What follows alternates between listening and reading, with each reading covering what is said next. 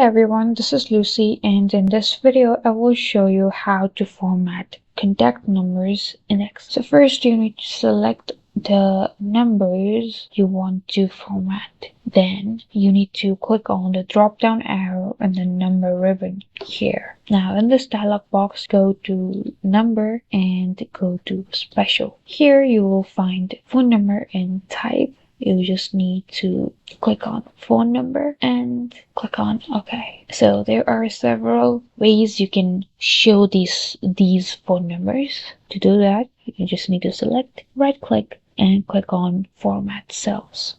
Now again, go to Numbers and then Category as Custom, and you'll find the way to display these numbers. So if you want your numbers to be displayed like this, you can also. Thank you guys for watching. For more tutorials, don't forget to like and subscribe.